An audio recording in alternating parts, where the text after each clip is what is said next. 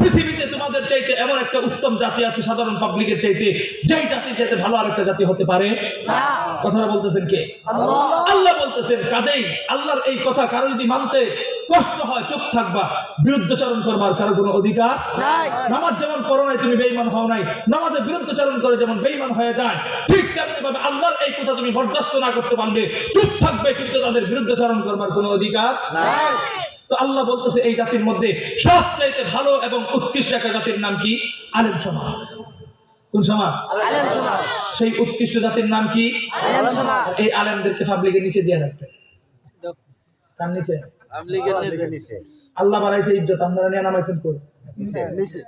মনে রাখেন কিয়ামতের মধ্যে না জবাব দিবেন, কারণ এই এলাকাতে নতুন মেহমান যদি বাইরে বাইরে আমার কেউ ফিরানোর মতো থাকতো না। ঠিক আছে, আমার ঠেক দিতেছে আছে বলে আমার মারছে, ও না গায়ে টোকা দিত, আমরা কি উড়ে জুড়ে বসে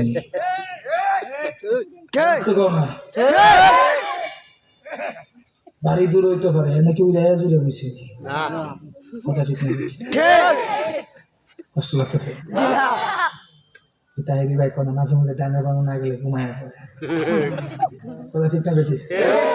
এখন কথাটা বুঝেন তো, আল্লাহ বলতেছেন ইজ্জতের জাতি সবচাইতে দামি একটা জাতির নাম হচ্ছে আলেম সমাজ। কাজেই এই আলেমদেরকে, কোন মসজিদের ইমাম সাহেবকে, কোন মাদ্রাসার মুহতামিমকে তোর ব্যক্তিগত কারণে পছন্দ না হতে পারে, তার একটা বক্তব্যের কারণে তোমার পছন্দ না হতে পারে, বেটা তুমি চুপ থাকবে, ওই আলেমের বিরুদ্ধে সাধারণ পাবলিক তোমার চোখ রাঙানো